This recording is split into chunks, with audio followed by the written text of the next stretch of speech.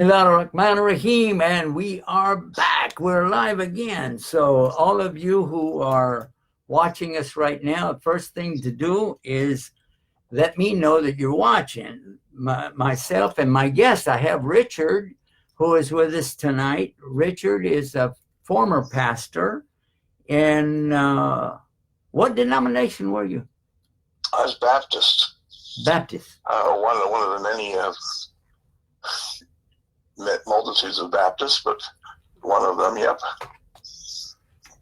Well, you know what they say about the Baptists? Once saved, always saved. Oh, oh gosh, I don't know of any doctrine on this side of my Shahada that I detest more than that. That is such a false promise to people. False hope that they prayed a little prayer when they were 7 or 8 years old or 12 or whatever, and regardless of their life, their attitude, they're doing good things and worshiping God, they're just good to go.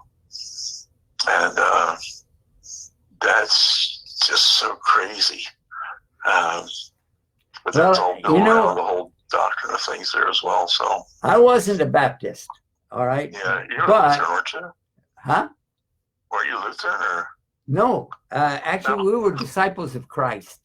Oh, disciples of Christ, okay. Yeah, but originally, now this goes back to that idea of splitting up into groups. Originally, we were in a church that was called the church, the Christian church. That's all it was ever called. And it was all over the United States. It's called Christian Church, nothing else. And you were the Christian Church of South Houston. You were the Christian Church of North Dallas. You were the Christian Church of Cleveland. And it was no first Christian church, second Christian church, third, like they do with the Baptists. No. They only had the Christian church of this particular community. Euclid, Ohio had the one there, and my grandparents, they had theirs up in Shaker Heights. By the way, we're going to be in Cleveland, guys, tomorrow. And Shaker Heights is right out on one of the edge of Cleveland. So we're going to be up there in that way. So anyway, in 1954, our church did what all the other churches have been doing for centuries: split up. And we divided into two groups, and neither one of them wanted to be named Christian Church anymore. One took the name of Church of Christ. The other one took the name of Disciples of Christ. And what's funny is my wife, she converted to, the wife I have now, she converted to Islam from the Church of Christ.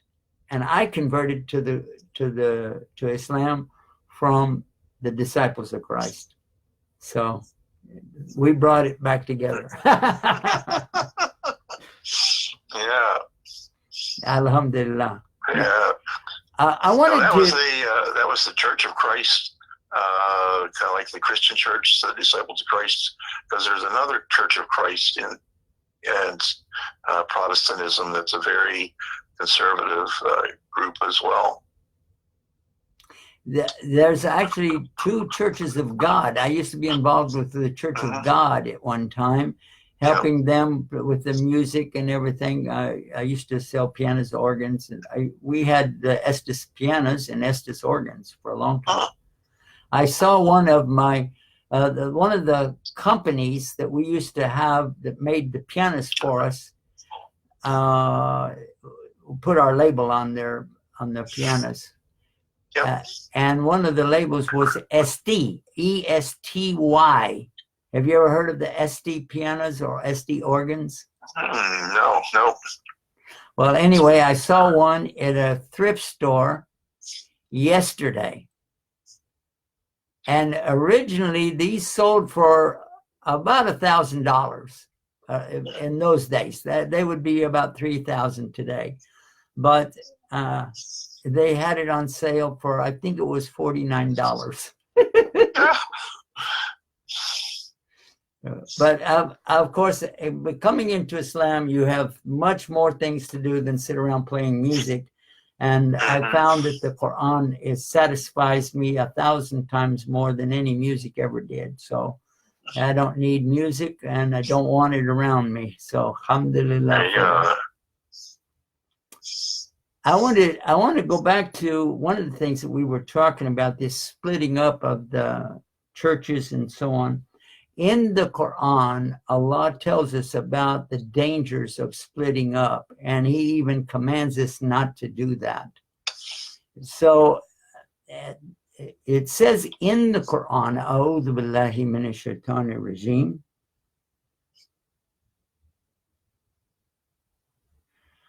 Ya ayyuhalladhina amanu ittaqullaha haqqa tuqatihi wa la tamutunna illa wa antum muslimun wa atasimu bihablillah wa atasimu bihablillah wa atasimu bihablillah. I get stuck on things that I don't practice, and I think we all run into that. Let's put it into here, the Quran. And I know where it is, so it's 3, and it's verse 102. Let's put it on there. Tasimu bihablillahi jami'an wa la tafarraqu. Yeah. But since we've already got that, let's play it and listen to it.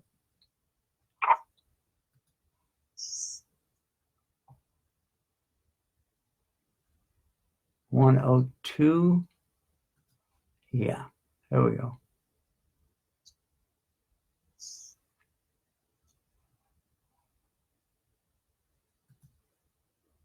يا أيها الذين آمنوا اتقوا الله حق تقاته ولا تموتن إلا وأنتم مسلمون.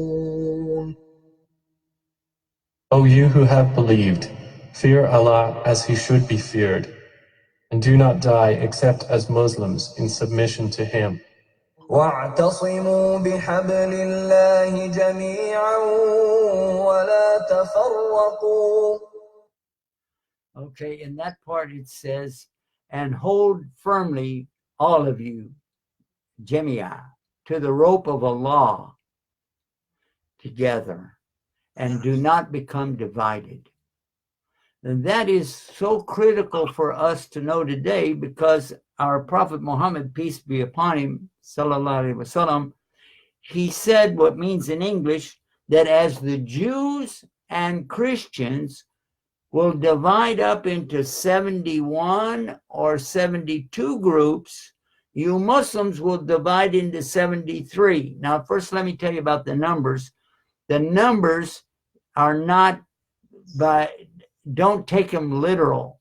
That is an expression like somebody says, I told you 100 times don't slam the door. It doesn't mean that somebody said exactly 100 times don't slam the door. It means many. So the many divisions amongst the Jews, the Christians will do even more. And the many divisions amongst the Christians, the Muslims will do more. That's the meaning behind it. And then he said, after he said about the divisions, he said, Kulun fanar. All of them will be in the fire of hell. Illa, except wahid, for only one. Which one is the one he was talking about? He said, the one that me and my followers are upon. The companion, excuse me, the companions he had at that time. Because they are believing in the Quran as it came, and they're believing in his authentic hadith and teachings. So that is a good lesson for all of us to adhere to. Now let's go back now and do a refresher about the Jinn and about the genies, about the Nephilim. I don't know if we're getting closer or further away from that pronunciation. The demons and so on. We said at the beginning of the program that the angels are a creation of Allah. They were created first, and they are made from pure light. They have no choice in any matter. They only do as they are commanded. Then Allah created, after that, the Jinn. The Jinn do have a choice in matters. That's how they can make mistakes. That's how they can go wrong. That's how they can go against the law. And these are not created out of light. They're created from a fire without smoke, a smokeless fire. Okay, then Allah created later on the human beings. He started with Adam. From Adam, he pulled the rib and turned that into Hawa or Eve. And that is the beginning of mankind. Now, having said that, I would like to also remind all of us that the jinn and angels cannot be seen by us except in some very extraordinary circumstances. Prophets and some very close people to Allah have on occasion seen things and heard things that are beyond our scope. All right. Now, having said that, what happened really happened at the advent of the creation of Adam. There was one particular jinn who was very arrogant. He was becoming very arrogant because he had been reinforced with angels to wipe out the opposing bad people at that time, or the bad jinn at that time. So he was elevated up, and he was actually worshiping alongside of angels. When Allah said that he had created his best creation, this guy felt like it should be him. But then when he found out it was a creation made out of the earth, out of the mud, out of the fluid that comes from, intercourse, he was disgusted, and he said, no way. He said that I'm better than him. And then Allah ordered all of the angels to bow down, and they did. But this guy didn't. And it says in the Quran that Allah ordered the malaika to make sujood, and they all did, illa Iblis, except for Iblis. And some people got the notion from that. They didn't read very much more after that, but it's in the very front part of the Quran. It's like ayah 30, 31, something like that. Anyway, it's up front. And having read that, they assumed, oh, he must be an angel. And that's exactly the same thing that happened in the Old Testament. People also thought that because this particular character did not obey, he didn't capitulate and do what he was ordered to do. Instead, he stood proudly and said, I don't bow down to something less than me, and I consider myself better than him. So that is exactly the status of that particular jinn. But not all jinn are devils. Not all jinn are going along with this character. In fact, there are Christian jinn, Jewish jinn, other faiths of jinn, and of course, non-believers altogether. And there are Muslims. So we should recognize that before we get too far into it, and don't think that jinn are the enemy. No, it's the bad jinn. Just like if you could say, well, the human beings are not the enemy to elephants, for instance, but the bad human beings are enemies to elephants because they kill them and take their tusks and the ivory and so on. So we get the idea from all of this that now when you talk about Muslims, are all Muslims bad? Have you said yes?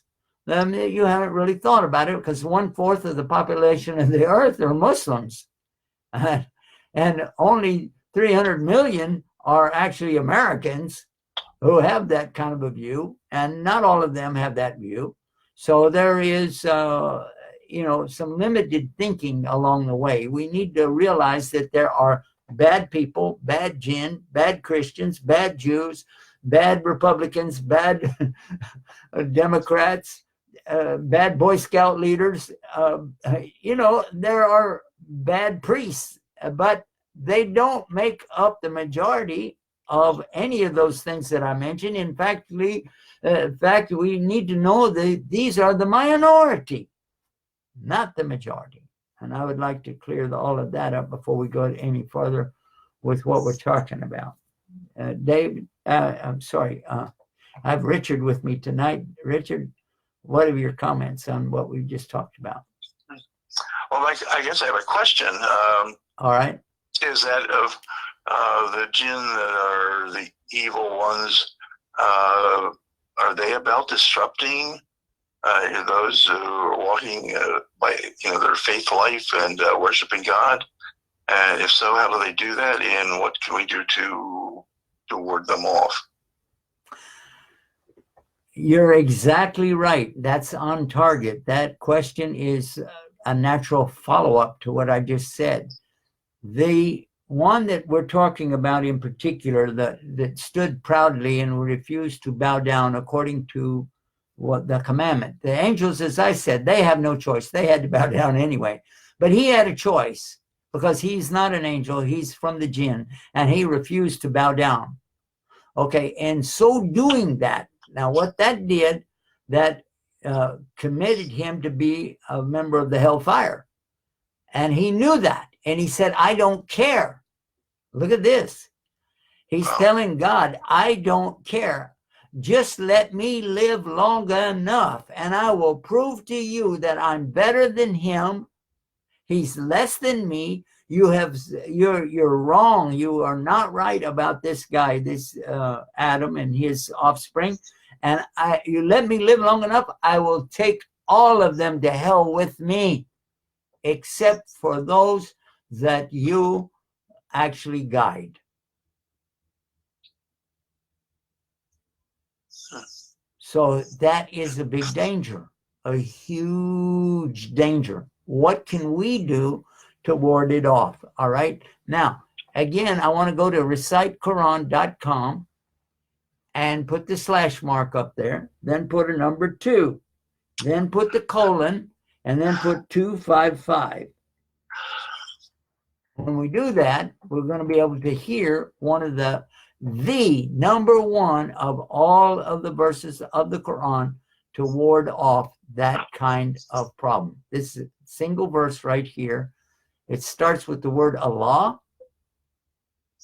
Allahu.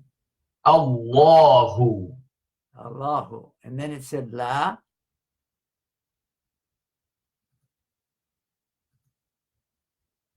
La Ilaha. ilaha Illa. illa Huwa. huwa Al-Hayy. al-hayyu Al-Qayyum. al-qayyum All right, let's go back to the beginning. Allahu. And let's listen to it. This is Ayatul Kursi in Surah Baqarah. الله لا إله إلا هو الحي القيوم لا تأخذه سنة ولا نوم له ما في السماوات وما في الأرض من ذا الذي يشفع عنده إلا بإذنه يعلم ما بين أيديهم وما خلفهم ولا يحيطون بشيء من علمه إلا بما شاء وسع كرسيه السماوات والأرض ولا يؤوده حفظهما وهو العلي العظيم. Allah. Okay, this says Allah. There is no deity except for him. He is the ever living. He's always alive. He's never been a time when he didn't exist. The sustainer of everything in existence, and neither drowsiness overtakes him nor sleep. To him belongs whatever is in the heavens and the earth. And then he asks a rhetorical question here in this, and he says, who is there that can intercede with me? Except that I have to give them permission to do it to start with. That's a very powerful thing for a Christian to think about. And a Muslim too, because we have Muslims that actually worship Muhammad, peace be upon him. They actually believe that Muhammad is someone that they can pray to even in these days. They're a very small number compared to the rest of the Muslims in the world, but it's substantial, at least in some places.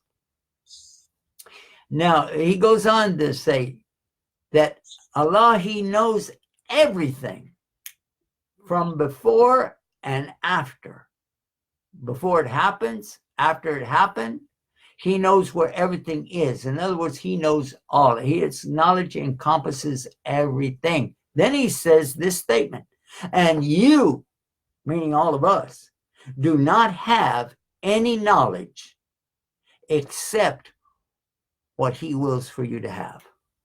So he gives you knowledge and he takes it away from you. And it happens to me almost every single day. I will say every day that there'll be something that I'll be thinking of and I go, what was it?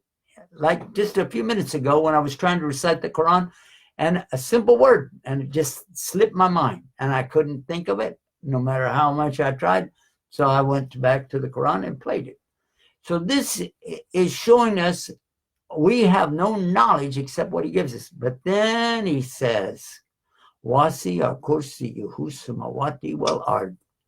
That part right there it gets me very much afraid because I know what it means. But I'll let you listen to that. وسع الله لا Wasi'a كرسيه kursiyuhu السماوات as-samawati والأرض wal arda. It said his kursi extends over the heavens and the earth. Wallah, ولا and not. That means and not. يؤوده حفظهما. Yauduhu hifduhuma. It means it doesn't tire him from guarding both of them, preserving them. And he, وهو that means and he. العلي Al-Aliyu, that means he's the most high. العظيم. Al-Azim, that means he is the most great. And it means more than that. It's really a big statement. But I was talking about the kursi. In this particular translation, it says, I have two translations in front of me on this website. We built this website many years ago, and it's very helpful to everybody. But there are two translations here. One is the one that comes standard in a lot of the Quran translations.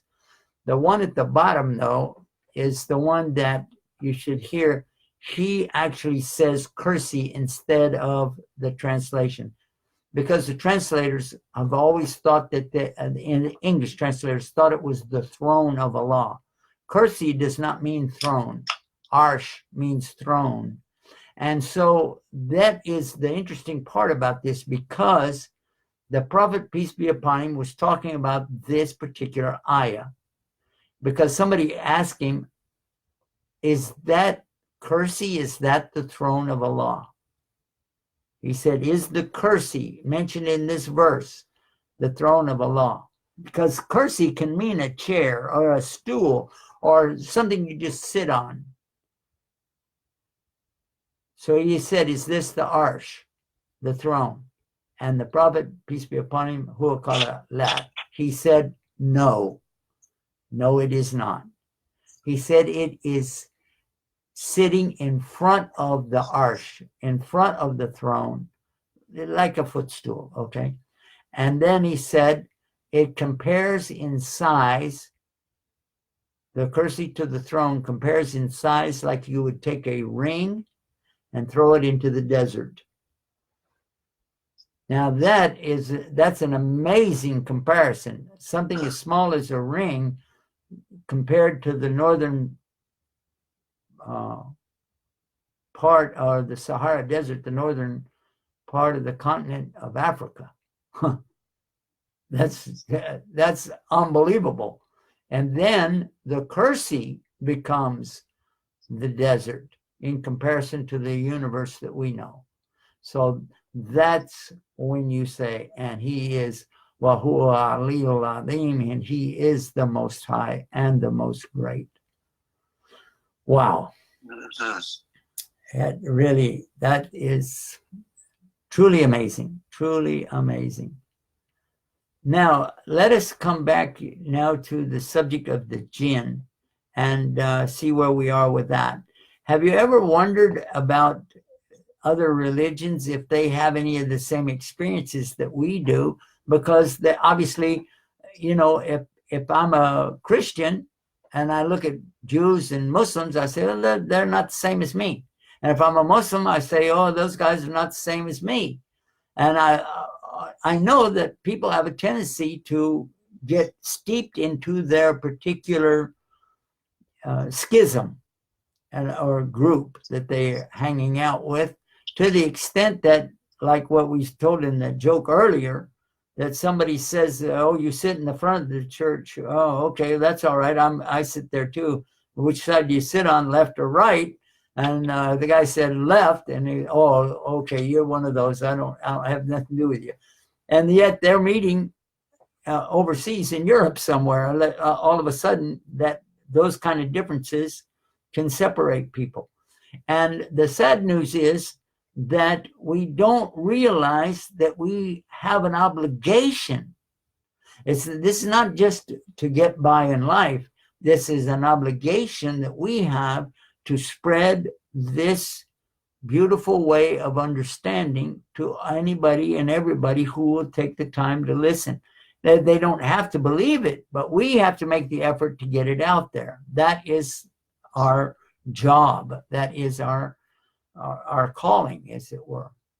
So if we understand that, then it becomes incumbent on us to do whatever we can to promote and get that word out there. That's why we have 4,000 websites. That's why we have the satellite, why we have the social media, why we have all the effort that we're doing right now. I used to write a lot of books and things when I was still a Christian, but when I got into Islam, I decided, even though I wrote some, I wouldn't publish them. Instead, I put them all online because I knew that people could watch it, read it, and for free. Because if I had enough money, I would publish the books and then give them away free anyway. So why not just put it on the internet and make it available? Since then, millions, not thousands, not hundreds of thousands, millions of people have read things that we publish. No, they might not have liked it. They might not have agreed with everything we said, but at least we made the effort. We put it out there. So yeah, I think it's important for us to come together on these issues. What about the Hindus? Do they have anything like this in their books? So it happened in about 1960 or 62, something like that, that I read in a magazine or newspaper something that really amazed me, and I checked it out, and it was a legitimate reporting from a journalist who was in India and wrote about this. Now, whether or not the story is true, but this is in a regular publication. It said that there was an 8-year-old boy, and this boy was telling his mother, his parents, that he wants to go see his wife. And they're like, huh? What'd you say? He said, I want to go see my wife. Like, what? What are you talking about? You're an 8 years old kid. You don't have any wife. Yes, I do, he said. And her name is so-and-so, and she is such and such a place. And they just, figured, this kid's got something wrong with him. It got to the point, though, he kept saying it over and over and pushing him. So finally, one day, they loaded up the car and they drove off to go wherever that place is. I say loaded up the car. They loaded up whatever they had and went. It didn't say that in the thing, the article. But they went to this little small village. And he led them. He just got down and he was leading them right by the hand. Just come on. This is the place. Turn here, go over there. And her name is so-and-so. And we get there. And sure enough, they knocked on the door. And an old lady answered the door. And he said, this is my wife. And she looked down at him and said, who are you? And he was saying, your name is so-and-so. And you're from such and such group or tribe or whatever. And she's shocked. How does this little boy know about me? And the parents are like that. Whoa, what's going on with this? Now, before I go any further, this story resurfaces every so many years. Every couple decades, you'll see somebody else that'll have a similar experience in these countries where they have these different gods and they have a belief in reincarnation. Because they believe that people come back as somebody else. You can come back as a monkey, a rat, a bird, a worm, a cockroach. You could come back as a music teacher, or come back as, somebody. And they believe in the recycling of the human personalities. So these people could have been convinced right on that. But it takes it to another step. The boy says, I'll prove it to you. You look underneath the certain dresser drawer and you'll see something that I put there for you. And then blah, blah, blah. And she goes up and checks it out. And sure enough, it's there. Now, if I tell you that story without telling you about the jinn and how they work, you might believe, wow, there is such a thing as reincarnation. You might even like to become a Hindu or somebody that believes in reincarnation. But the fact is, that little boy is under, I don't want to say the spell, because we don't believe in there are spells in Islam. Yeah, that's true. But he's under the influence. I like to use that word anyway.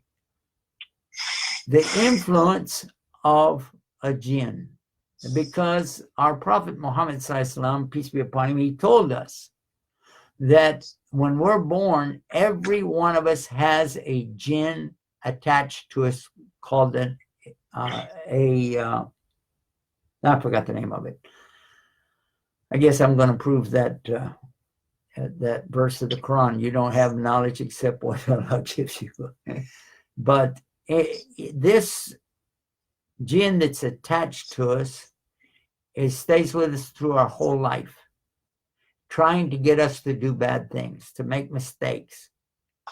And when the Prophet Muhammad, peace be upon him, he said every single one of us has this jinn attached to us. One of them said, even you? He said, yes, even me. But my Lord has made mine submit. In other words, made him to be a Muslim as well. So, yeah, that's a really big deal. So everybody does have this influence going on in their head from the time they're real little. Now, the thing is about the jinn, and this was a question that was asked last night. Somebody asked this question last night. I'll put it up there. You can read it. And they said, what is the lifespan of a jinn? How long do they live? A human being lives anywhere from birth, somebody could die at birth, all the way up to maybe 100 years. But usually around the 60s, 70s, that's when most of the people are going to die, 60s or 70s. Some make it into their 80s, some go to the 90s. Very few break 100. Very, very few on earth ever break 100. So The jinn, though, can live hundreds of years. And in one case, since coming to Islam, there was one who had been alive at the time of the old Wild West right here in America. So, yeah, and some of them are very old and they don't bother to get involved with humans. Some are young, feisty, and want to mess up the human beings. And some are good Christians or good Muslims, and they don't do that. So that gives you an idea how long they can live. They can live 2 to 3 to 4 times as long as we do. And incidentally, talking about lifespans, many people don't realize that Adam lived, his life was 1,000 years. And also Noah alayhi salam, he lived over 1,000 years. He was giving out the message of La ilaha illallah, calling people to believe that there's only one God for over 900 years. That's what we know from Islam.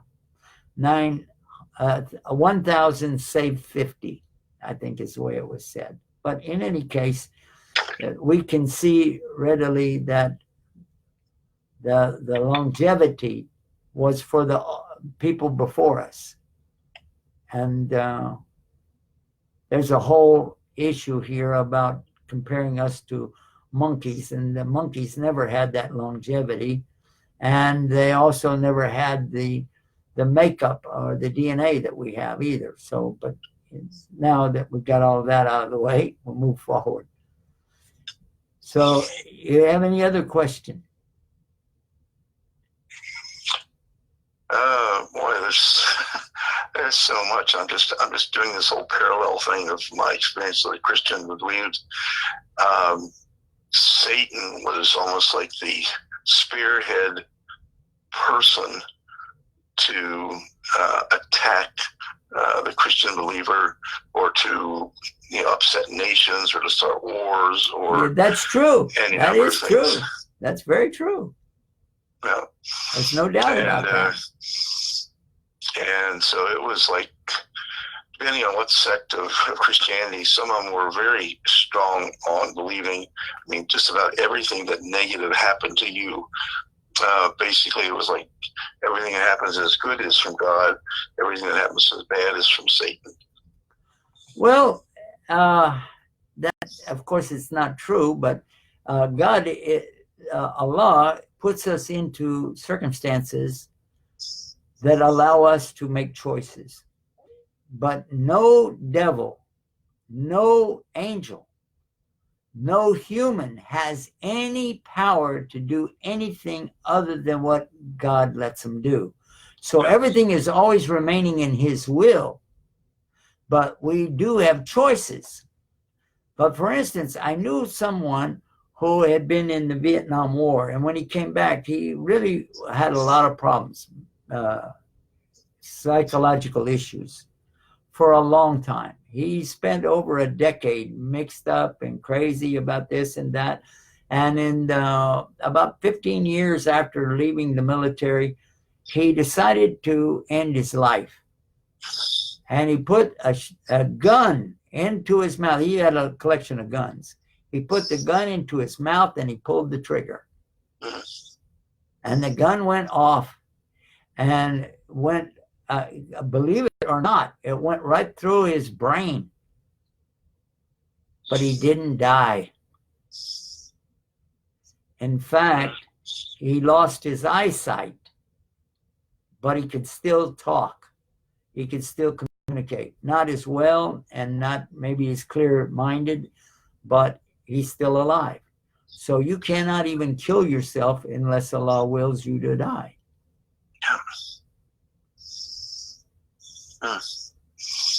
And person who does kill himself will go to hell forever, because Allah will say, why did you take matters into your own hands? Because if you would have just go 1 second longer, you would have found out that you were going to die at that exact moment anyway.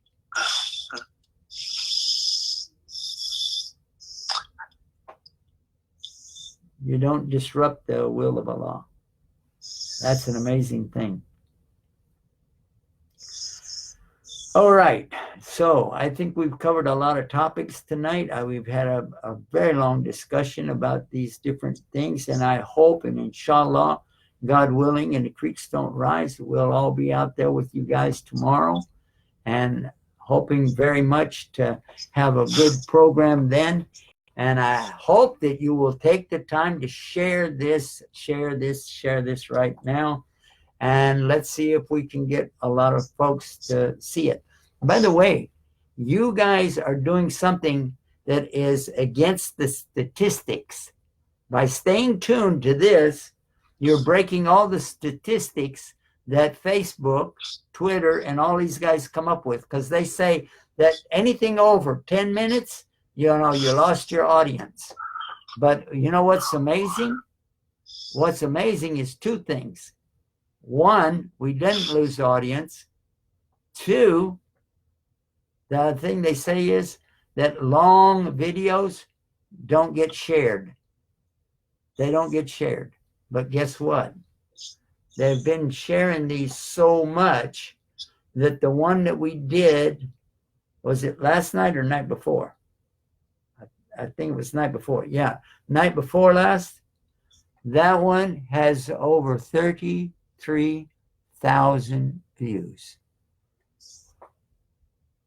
And I don't know how many shares it has right now. It's phenomenal. So you guys are breaking all of the records for Facebook, social media, and everything by just doing two things: watching and sharing. Watching and sharing. And this is, I'm proud to be part of what you guys are doing. I'm very proud of that. It's just, let me see if I can give you some statistics. I'll take a look over there right now. Oh, okay, here we go.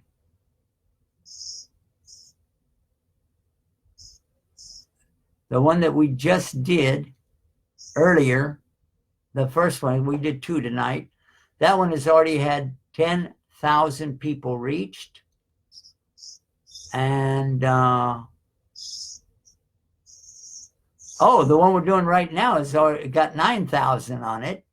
Almost 9,000 on it. And somebody's really putting up the hearts, and that's so cool. I like that. Let's see, where's the one? Okay, here it is. 51,000. Oh my God. Oh my God. Yesterday at 7 o'clock, we posted this video up, and in one day, it's had 51,000 hits. And it is long. I mean, it's a very long, it's 46 minutes. Oh, that's the one we're doing right now, isn't it? No, that's that one. It's 48 minutes long. The one that we're doing right now, oh, it won't tell you because we didn't publish it yet. All right, let's wrap it up, guys. Keep watching, keep sharing. Watch, share. ShareIslam.com. Everybody knows that's one of our big websites, ShareIslam.com. And be sure that you tune in tomorrow night and Friday, because Friday we're going to have Richard with us. Richard, you got any final words you'd like to share with us, or questions, anything? You know, I'm just, every time we turn the corner and start to dig into the wonders and the beauty of Islam, I keep teasing the imam at our masjid. I keep saying, you know, when are you going to say something that I disagree with?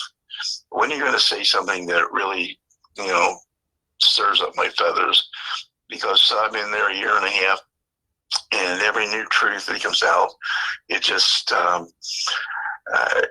supports the whole concept of even what Jesus ﷺ said when he said, just love the Lord your God with all your heart, you worship him, and he's worthy of our praise, and we can trust him. And the things he brings into our lives, the things that he allows and tests us and whatever, we're in good hands, and he's watching out for us and making us to be the best we can.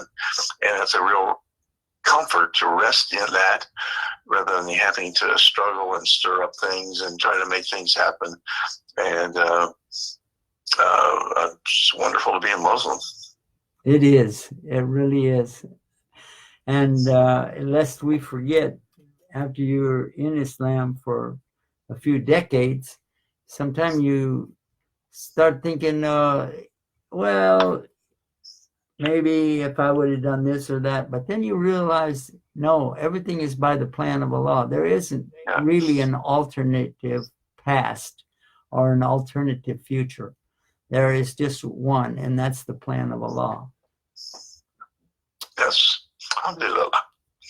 And I hope you'll put together some questions for us and some good information to share with us, because we can't wait to have you on the program, and we're looking forward to that so much.